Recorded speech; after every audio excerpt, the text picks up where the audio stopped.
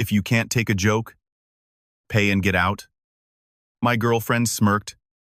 While her friends trashed my career, I left $65 on the table, walked away, and let a felony theft charge, a defamation lawsuit, and crushing debt do the rest. My girlfriend told me to just pay and leave if I couldn't handle her friends relentlessly insulting my blue-collar job at her celebration dinner. So, I dropped $65 for my steak, walked out on their $550 bill, and let them spiral into a financial, legal, and professional nightmare that ended in felony charges, evictions, and completely ruined careers. Original post. Fast introduction. Let's get straight to the absolute wreckage of my 3-year relationship. I'm Marcus, a 28-year-old guy living in Austin, Texas. For the past decade, I've been working as a commercial pipe fitter and plumber.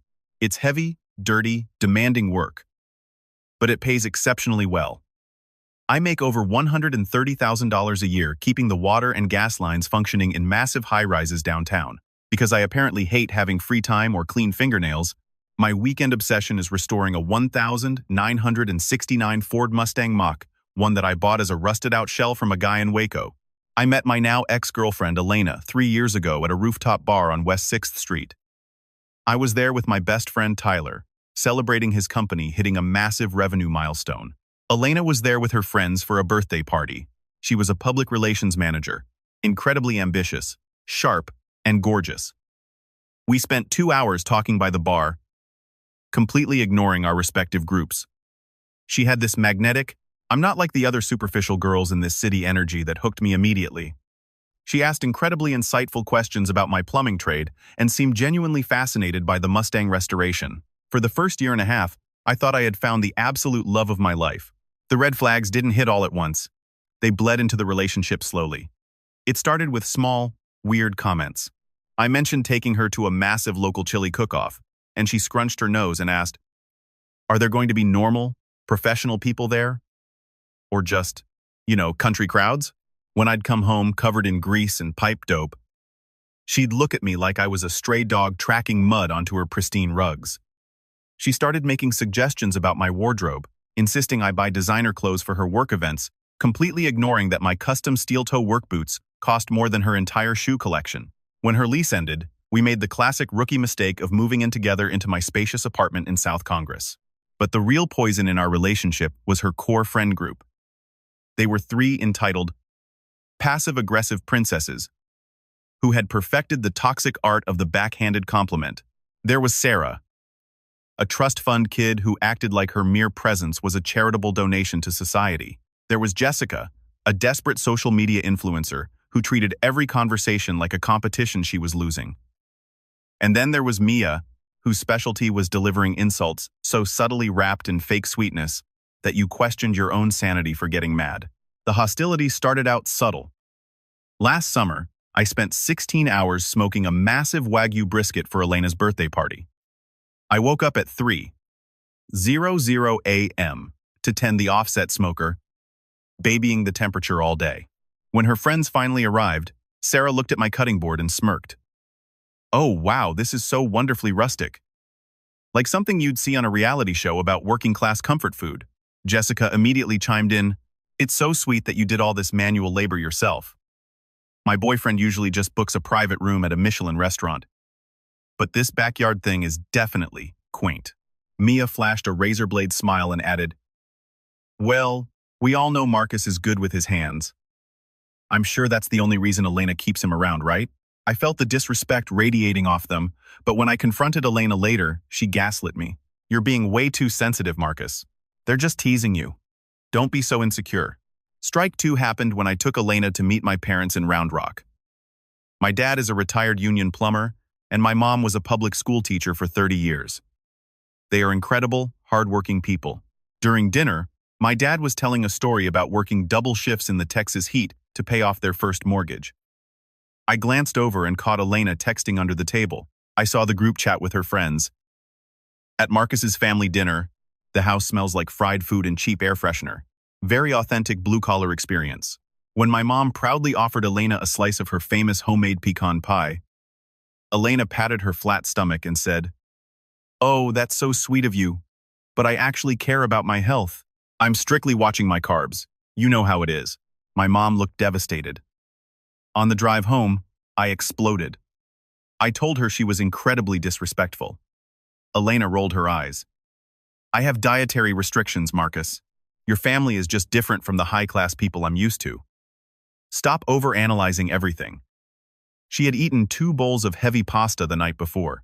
The real breaking point before the finale was Tyler's housewarming party at the Domain. Tyler owns a massive commercial HVAC company. He makes absolute bank, drives a $90,000 truck, and has zero filter. During the party, Sarah made a snide comment about how manual labor is fine for people who can't handle intellectual pursuits. Tyler looked her dead in the eye and said, "Yeah, it must be really tough, sitting in an air-conditioned office, typing emails while my guys break their backs, keeping you from sweating to death." The silence in the room was absolute. Later, when Jessica bragged about how her PR job was intellectually superior, Tyler laughed loudly. What is intellectually demanding about lying to the public to sell garbage they don't need? I couldn't help it. I laughed out loud. On the drive home, Elena screamed at me for 20 minutes. She called Tyler aggressive, toxic, and uneducated. When I pointed out that her friends had been taking passive-aggressive shots at my career for 2 years, she completely flipped the script. They are making polite conversation. You and Tyler are just insecure about your lack of college degrees? That became our permanent dynamic. Her friends could verbally abuse me, and it was just a joke, but if I ever defended myself, I was embarrassing her. I started skipping their events, working on the Mustang instead. I should have ended it then, but I was stubbornly holding on to the girl I met at the bar 3 years ago. Then came the dinner that nuked everything. Elena got promoted to senior PR director. It was a huge deal, a massive salary bump, and I was genuinely proud of her. I offered to take her and her 3 toxic friends out to Perry's Steakhouse downtown to celebrate. My treat. I figured if I was dropping $1,000 on dinner, they might actually treat me with basic human respect for 2 hours. I was so incredibly wrong. I made reservations for 7:30 p.m. in a quiet, upscale corner booth. Elena looked absolutely breathtaking in a sleek black dress. For about 10 minutes, I remembered why I loved her. Then, her friends arrived looking like they were ready to film a reality TV reunion. Sarah strutted in wearing a designer outfit that cost more than my first car. Jessica immediately started rearranging the table centerpieces to take photos with the flash on, annoying the surrounding tables. Mia looked at me like I was the busboy. The drinks started flowing. I ordered a simple bourbon neat. They ordered $25 specialty cocktails with names I couldn't pronounce. At first, the conversation was normal.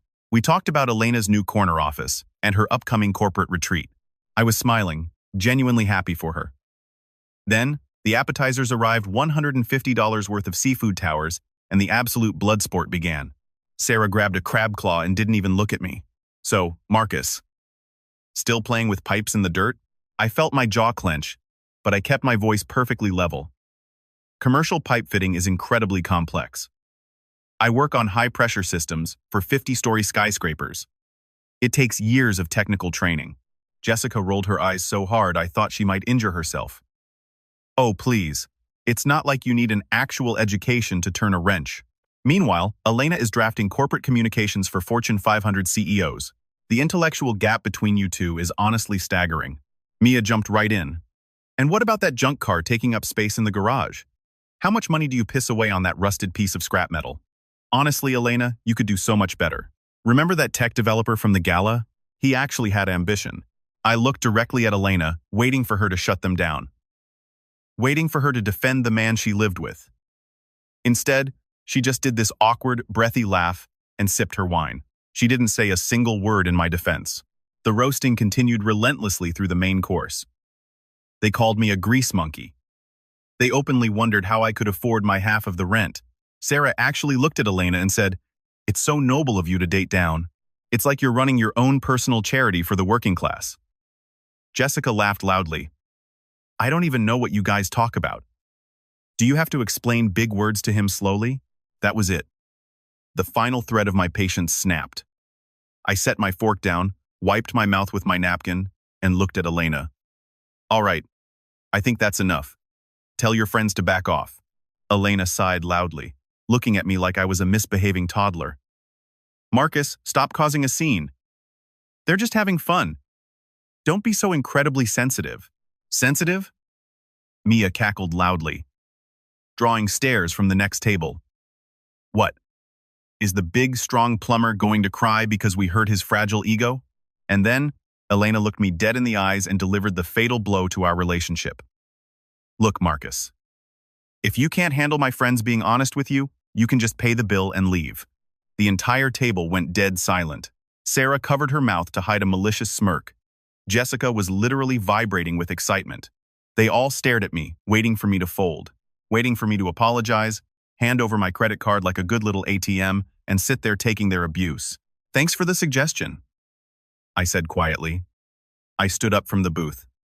I pulled out my wallet and did some incredibly fast math. My bone-in ribeye was $45. My bourbon was $12. With a generous tip for the waiter, it came to about $65. I pulled out 3 $20 bills and a 5 and dropped them directly on my empty plate. This covers exactly my meal and my drinks, I announced, my voice carrying just enough for the neighboring tables to hear. Elena's smug expression instantly vanished, replaced by pure, wide-eyed panic. Marcus, what are you doing? Sit down right now. Don't be dramatic. Dramatic? I laughed, picking up my truck keys. Standing up for myself is dramatic. But sitting here for 2 hours while your friends verbally castrate me is just good fun, right? Enjoy the celebration, ladies. I turned my back and walked away. The entire restaurant seemed to freeze. I saw the hostess give me a sympathetic nod as I walked out the glass doors. The second the cool night air hit my face in the parking lot, a massive, crushing weight lifted off my chest. I wasn't angry anymore. I was completely, beautifully free. Edit. To answer the flood of comments asking about the lease and the car. Yes, the apartment lease is entirely in my name. She is listed as an occupant, but I am the primary leaseholder, and the Mustang is titled solely in my name, locked in a detached garage that I pay extra for. Update 1. The absolute meltdown started before I even reached my truck. My phone started vibrating violently in my pocket. By the time I put the keys in the ignition, I had 6 missed calls from Elena and a barrage of frantic texts. Very funny, Marcus. Come back inside right now and pay this bill. Marcus, this isn't cute anymore. Get back here. Are you serious? The bill is $550. Get back here now. See, they had ordered like they were spending Monopoly money. Multiple $150 seafood towers, 4 rounds of $25 cocktails, $60 steaks, and expensive desserts. They had zero intention of paying a single dime, and now they were stuck with a massive tab they couldn't afford. I didn't answer. I drove straight to Tyler's house in the Domain. I knocked on his door at 9:30 p.m. When he opened it and saw my face, he just smiled, stepped aside, and said, "It finally happened, didn't it? Come on in, brother." I told him everything. Tyler laughed so hard he choked on his beer. He told me to crash in his guest room for as long as I needed. I turned my phone on silent, put it face down on the nightstand, and slept better than I had in 3 solid years. I woke up the next morning to the smell of coffee and a phone that looked like it had survived a digital war zone. I had 42 missed calls. The text messages were a goldmine of absolute delusion. Elena, I cannot believe you humiliated me like that. My friends think you are a pathetic, broke loser. You left me with a $550 bill. You need to Venmo me right now, or we are completely done. Sarah sent a massive paragraph accusing me of financial abuse and toxic manipulation for tricking them into thinking I would pay. Jessica sent a text calling me a fragile man-child who can't handle strong, successful women. But Mia? Mia was the absolute champion of audacity. She sent me a Venmo request for $200. The note attached read, "Reimbursement for emotional distress and my Uber ride home." Tyler read the messages over my shoulder, and his eyes lit up with pure joy. "Give me the phone," he demanded. "Let me do the honors." Tyler went to work. He replied to Sarah, "Marcus says he's sorry your personality is so incredibly ugly that it makes your face look decent by comparison." To Jessica, "Calling someone a broke loser while actively begging them to pay for your dinner is peak comedy. Also, your boyfriend Ryan was hitting on my bartender last weekend. Good luck with that." To Mia, he declined the Venmo request and replied, Charging someone for emotional distress after bullying them for 2 hours is a wild victim complex. Seek psychiatric help. Then he blocked all of them. But these women were relentless. At noon, there was a furious pounding on Tyler's front door. We checked the security camera. It was Elena and her 3 minions, looking like they were ready to commit a murder. Tyler opened the door with a massive, arrogant grin. "Ladies, welcome to my home. Can I offer you a glass of water? Or are you going to try and charge me for emotional distress too?" "Where the hell is Marcus?" Elena screamed, her face red with rage. "He owes me $550. He embarrassed us in front of the entire restaurant." Tyler leaned against the doorframe. "He doesn't owe you a single cent. You told him to leave, so he left. Now, you have exactly 10 seconds to get off my private property before I call the Austin Police Department and have you all arrested for trespassing and harassment.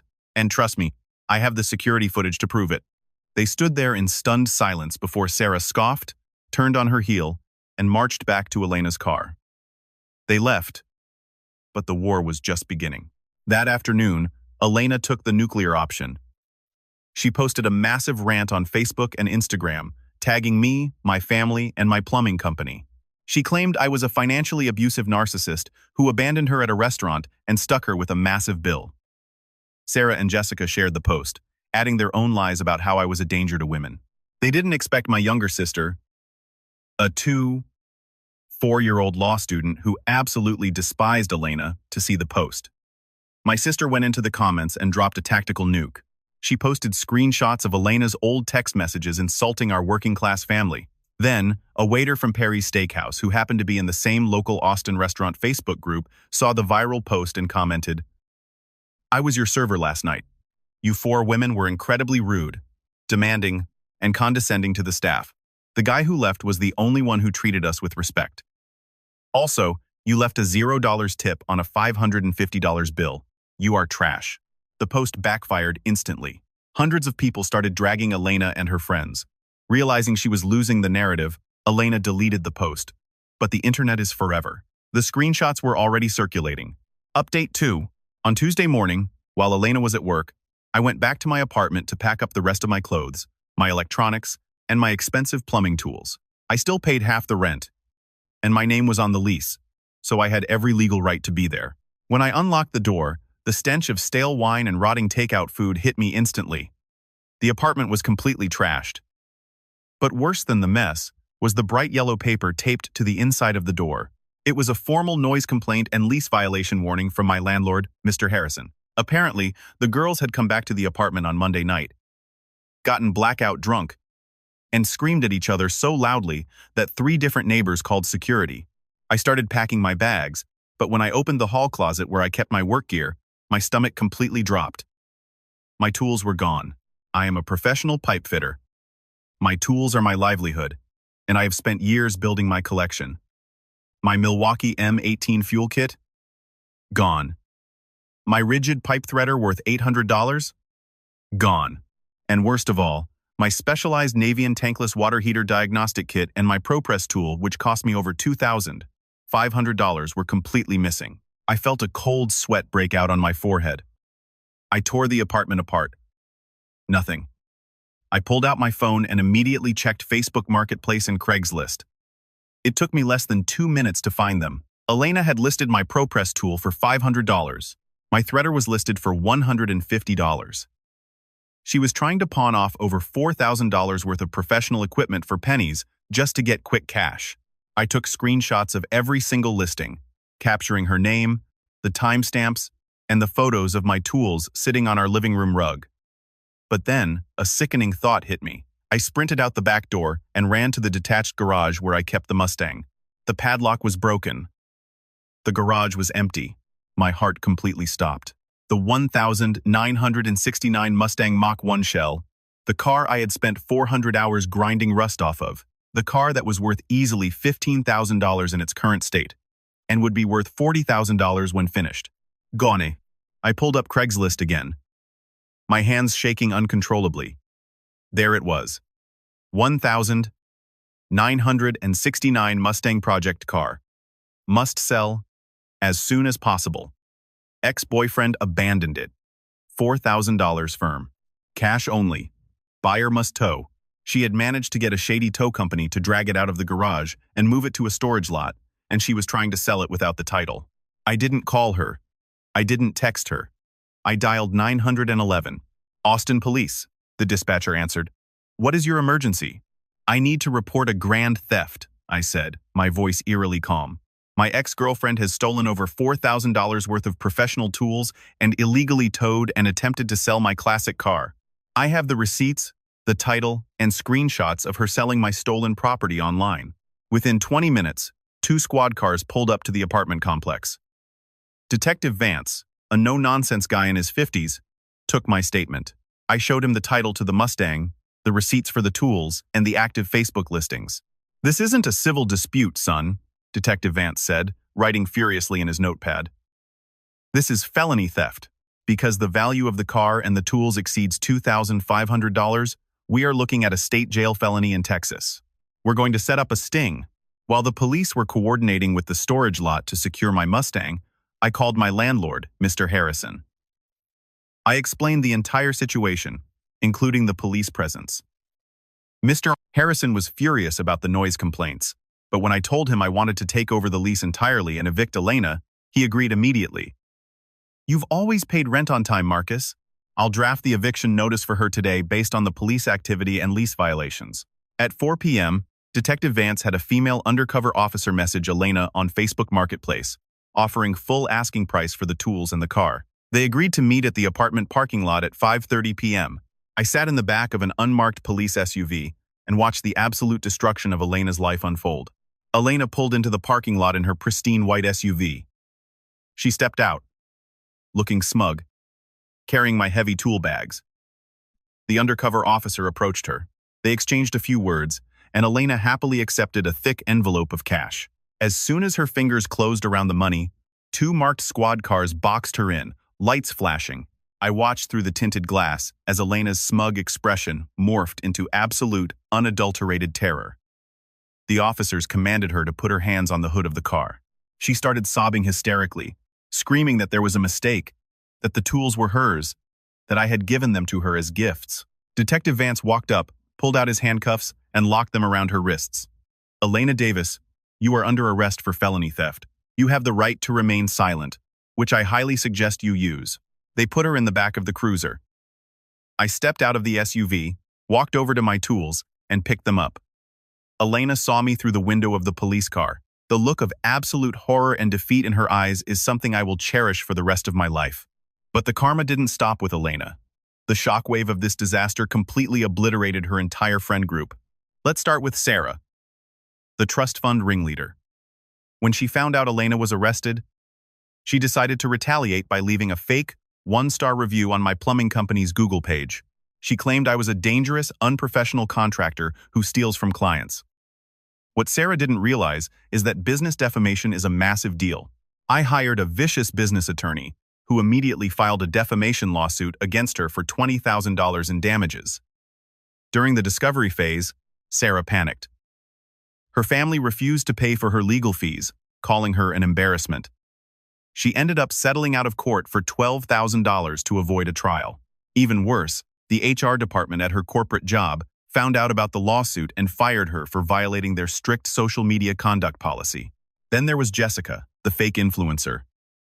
Remember how Tyler messaged her boyfriend Ryan about hitting on a bartender? Well, Ryan got suspicious and decided to dig into Jessica's finances. He ran her credit report and discovered that Jessica was hiding $55,000 in credit card debt. She had been funding her entire fake luxury lifestyle on high-interest plastic. Ryan dumped her on the spot and kicked her out of his condo. Without him paying her rent, Jessica had to sell her car just to make minimum payments.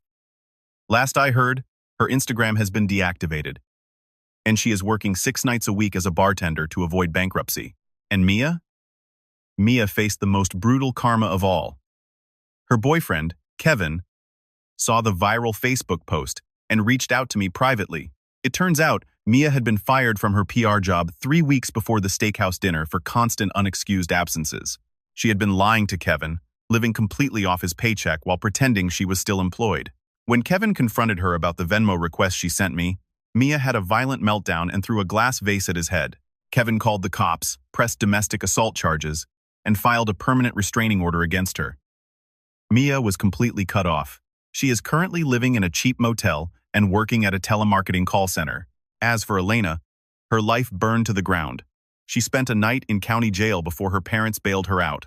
Her high-priced defense attorney tried to intimidate me into dropping the charges, offering to pay me $5,000 if I made the whole thing go away. I laughed in his face and told him I wanted a conviction. Facing overwhelming evidence, the texts, the Craigslist ad, the undercover sting, Elena had no choice but to plead guilty to a reduced charge of Class A misdemeanor theft. She was sentenced to 2 years of strict probation, 200 hours of community service, and a massive fine. But the criminal record was just the beginning. Her PR agency ran routine background checks on management. When the theft conviction popped up, they immediately revoked her promotion, stripped her of her title, and moved her to a basement-level administrative role, managing spam emails because they couldn't trust her with client assets. On top of that, Mr. Harrison served her with a formal eviction notice. She had 30 days to pack her remaining garbage and move out of my apartment. Top comments. User 1. This is the most beautiful, mathematically perfect karma I have ever read. The fact that she told you to pay and leave, and you actually did it. Legendary. And trying to sell a pipefitter's tools? That's a death sentence. User 2. Tyler is the absolute MVP of this story. Threatening them with trespassing and roasting them via text while you slept like a baby is peak best friend behavior. Buy that man a keg of beer. User 3. I love how these women thought they were untouchable high society elites. But they were actually just a fraud, a thief, a debtor, and an abuser.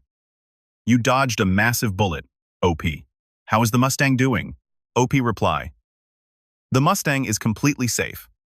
I got it back from the storage lot the same day. I just finished rebuilding the 351 Windsor engine this weekend, and Tyler came over to help me drop it in. The apartment is quiet, my tools are safe, and I haven't heard from a single one of those toxic women in months. Life is incredibly good.